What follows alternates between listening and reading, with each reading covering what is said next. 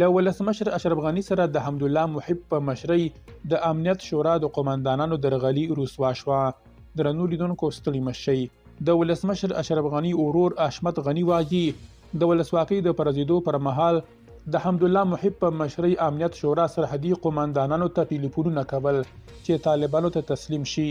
حشمت غني په یو ویډیو کې ډیروي ولسمشر غني له امنیتي حالاتو څخه لرې ساتل شوی وو.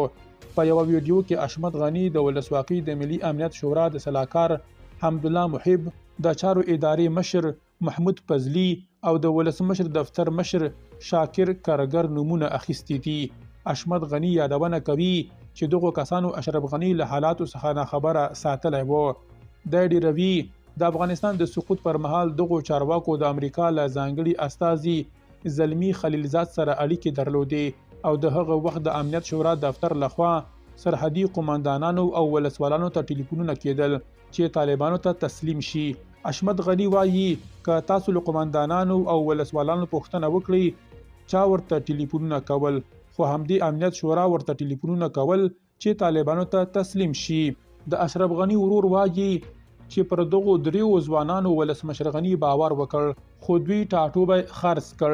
حشمت غني ډیروي په دې وروستیو کې دغه افغان چارواکي فعال شوي دي او د اشرف غني په نوم اړیکې نیسي.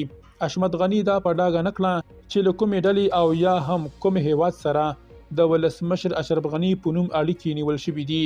ولسمشر اشرف غني هم له سقوط وروسته په یوه مرکه کې ویلي زما لارښوونه دا وه چې خوست ته لاړ شم، خو محب راته ویل چې خوست او جلال آباد هم سقوط کړی او زه نه پوهېدم چې چېرته روان یم.